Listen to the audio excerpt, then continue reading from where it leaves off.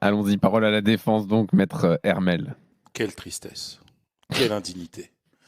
Je vois que l'accusation n'a que l'insulte et la moquerie en bouche. Excusez les Espagnols d'aimer le football finalement plus que vous, monsieur le procureur. Excusez les Espagnols d'être des passionnés de ce sport. On n'a pas le droit en France d'être passionné. Non, monsieur le juge, s'il vous plaît, c'est la parole à la défense. Hein. Laissez la défense faire son travail.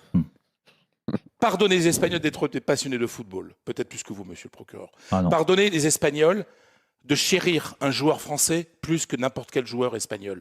Pardonnez les Espagnols d'attendre ce joueur depuis qu'il a 14 ans, d'avoir accepté qu'il choisisse Monaco à ce moment-là. Très bien, ils ont accepté. Et puis est venu le transfert de Monaco à Paris. Ils préfèrent commencer sa carrière au plus haut niveau au Paris Saint-Germain.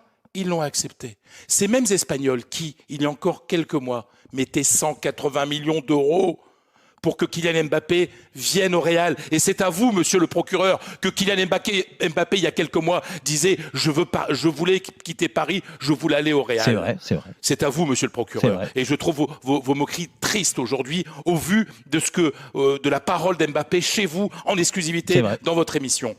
Ensuite, le Real Madrid a été d'une classe énorme. Il y a eu la confrontation Real Madrid-PSG en Ligue des Champions. Ils ont tout arrêté en disant on ne veut pas perturber Kylian Mbappé.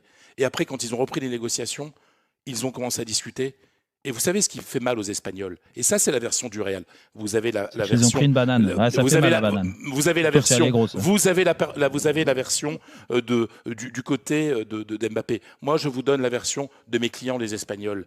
Le 10 mai, suivant mes contacts espagnols, suivant mes clients, Kylian Mbappé dit « oui, je vais au Real ». Donc excusez-les d'être déçus qu'il y ait eu un revirement de dernière minute. Pas simplement pour des raisons personnelles d'Mbappé.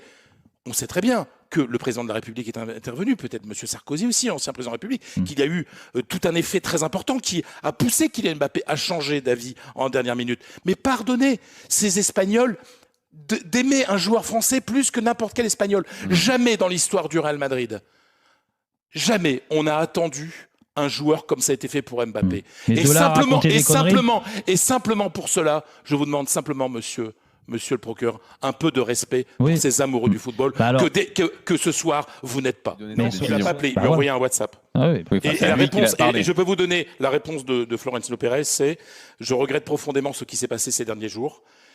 Ils ne t'ont pas laissé réaliser ton rêve d'enfant. » Parce que même le président, il est classe avec Mbappé, il lui dit « Oui, je sais bien que ton revirement de dernière minute, tu n'es pas le seul responsable, mais il y a eu des pressions trop fortes pour toi. »